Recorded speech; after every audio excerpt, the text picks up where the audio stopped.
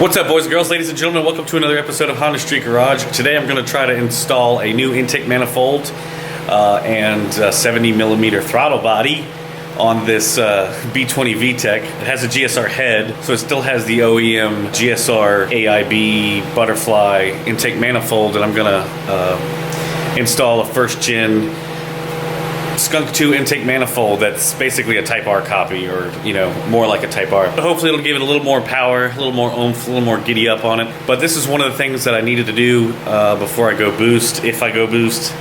So anyway, I'm just right now letting the car cool down. I'm gonna have to drain the coolant, get the intake manifold off, and get started. So this is the GSR intake manifold. It looks like this.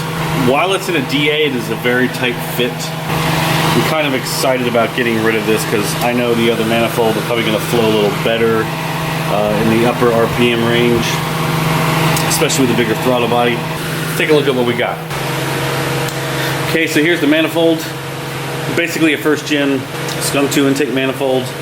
Might even be a blocks, but whatever it is, I don't know, who knows, it might be a Chinese knockoff for all I know. But I pretty much got this for free.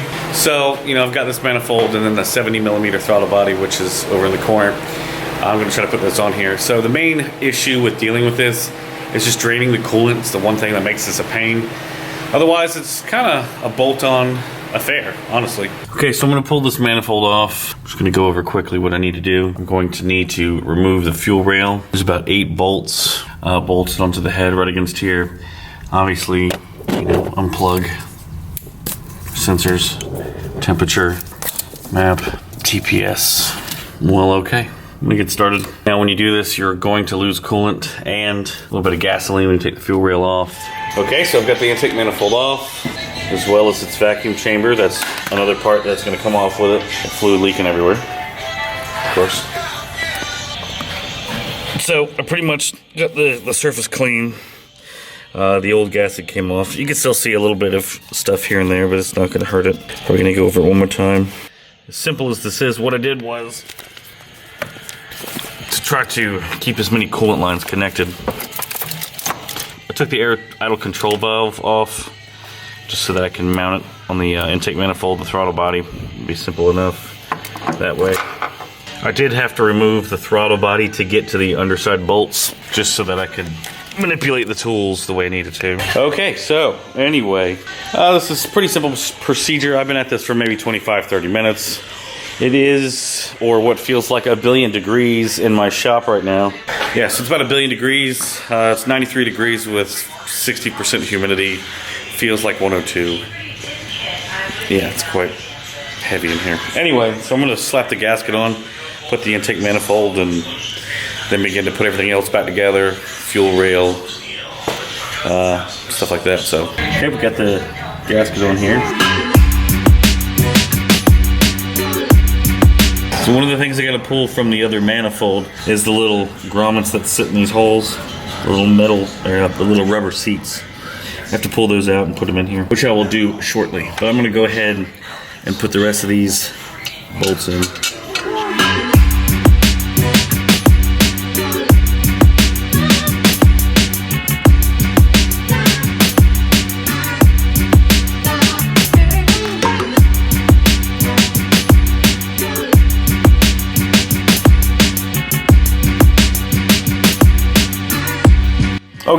Okay.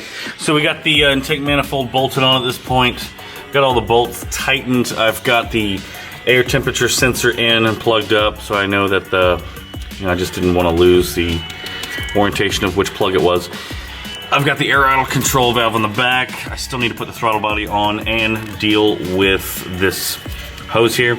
Now, this little extra nipple here that they have on the side for the coolant, I will need to block off because I don't have a need for that. That's for a different application. Other than that, I will also need to block this off because this is for the PCV system that I do not have, but I will be adding one later. This vacuum goes to the fuel pressure regulator, and there's one on the back here. That one right there, I'll need to block that off as well. So, moving forward, you can see the different sizes of the throttle body. So we're going with the 70 mil. You can see this bracket here. This is the GSR bracket. I took it off of this one and I was gonna swap over this little piece here, but it doesn't fit. So, well, this piece, usually you can swap them over, but I cannot in this case, so I'm gonna have to figure out some other situation with the throttle cable. So, yeah. Okay, so we got the throttle body on. Trying to get more light. Anyway, so we've got the throttle body on. I've got a nice, very elegant, as you can see, throttle cable set up there. It's temporary. I've got this Golden Eagle fuel rail I'm trying to fit on. So yeah, just about done. Gonna fill it with coolant and start it. Here we go, and get it running. Don't really think I have an air intake that fits this throttle body, so I'll have to figure that out here in another day. But yeah, I'm just gonna keep moving forward and just keep knocking this out. Just all the little details. As far as the manifold itself, it fits right on, no problem. It's just the fact that I'm using a non-factory throttle body that causes me to use this funky throttle cable setup. And then yeah, I need to reroute some coolant hoses. You can see this stuff is sticking up, mostly because the GSR manifold is shaped so differently. Anyway, so be back in a second. Okay, so here we go. I've got one last thing to do.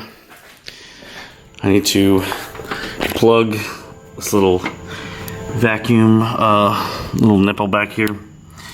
I've got the fuel pressure regulator on. This is an adjustable fuel pressure regulator. I've got the fuel rail bolted up. I blocked off this coolant hose and just ran this coolant hose down to where the intake manifold is, just to make it a little cleaner. So now what I'm gonna do is I'm gonna hook up the fuel line and, you know, prime it and see if there's any leaks. If there isn't, I'm gonna try to start it and see how it goes. Now, honestly, I'm probably gonna have a few idling issues because this, you know, throttle cable situation is not ideal. So, you know, it's probably gonna leave it stuck open here a little bit. So it might idle up and down quite a bit. Also need to pour coolant in it, which I'm about to do. Anyway, okay, back at it. Okay, I've got everything hooked up, ready to go. I just turned the key on to check for leaks. I don't see any. However, this gauge is super weird. Not sure exactly what kind of fuel pressure I'm going to be running. I don't smell anything. I don't see anything. So I'm not going to crank her over yet. I got to fill it up with coolant. So we got a radiator filled up, system filled up. Luckily, I have a no-spill bucket here, thanks to a subscriber. He sent it to me a while ago, and it's been one of the best things I've ever had. So thank you very much. Antonio Alvarez. Yeah, so big thank you to Antonio Alvarez for sending me the no-spill. So let's try to start this thing up and see what it does.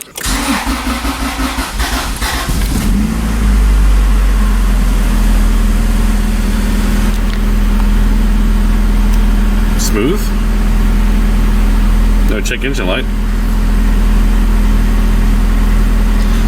I need to turn this to heat.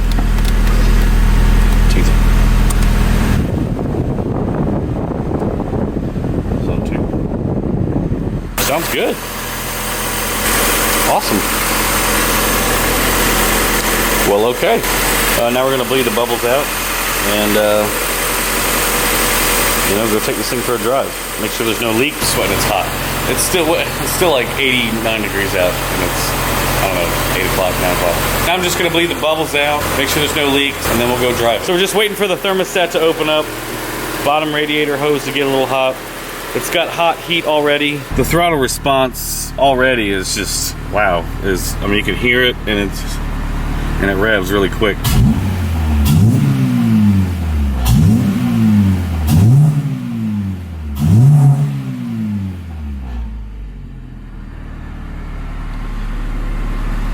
The throttle's getting stuck open a little bit. That's why it's idling a little high. It's because I've got to get a better bracket, obviously. Make sure you got hot heat coming out.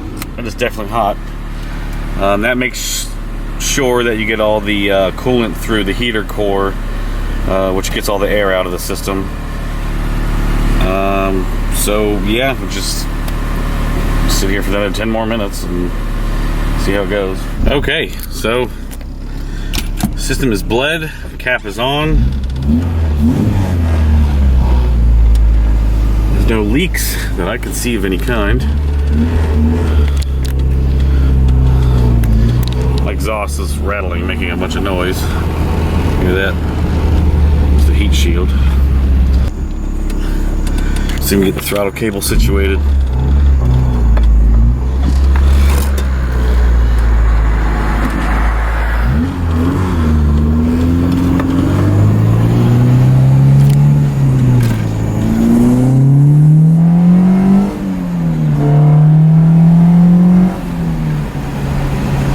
pulls good. The throttle response is just, wow.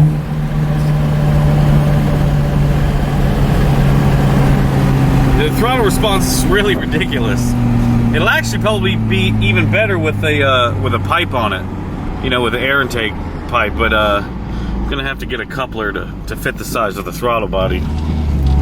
Obviously, I've said that 4 times. So.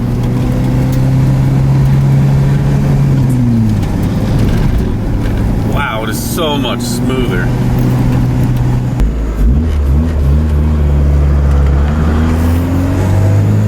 Okay, we're in first gear. Here we go.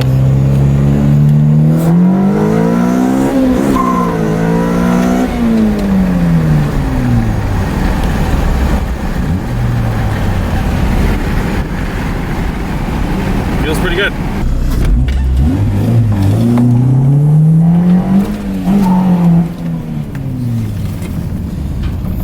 She ain't no turbo, but she pulling. All right, peace out. See you in the next one. Okay, so you could tell there's an air intake pipe that I'm trying to, you know, finagle on here. I got a little coupler that I fit on there. I'm trying to make this fit, but it's not exactly fitting exactly where I want it to. Mostly because I need, I think, like an LS piping, because this is a GSR piping. So I'm going to figure this out a little later. But I just wanted to kind of give a little review, just give you one last look at it. Obviously, I'm going to be, you know, making the throttle cable set up a little nicer, a little better. Now, as far as like a review of it, I mean, last night I was driving it. Today I've been driving it. It's hot again. I'm happy with it. I give it a thumbs up. It's definitely made an improvement on the power. Definitely gets up and goes. This thing got up and moved, no problem before, but it definitely makes the driving experience just that much better. And you can definitely tell the response has improved with the bigger throttle body. Anyway, so thanks guys for watching this one. Click subscribe if you haven't already. Remember to follow me on Facebook, Instagram, Snapchat, and Twitter, Honda Street Garage. And I'll see you in the next one. Peace out.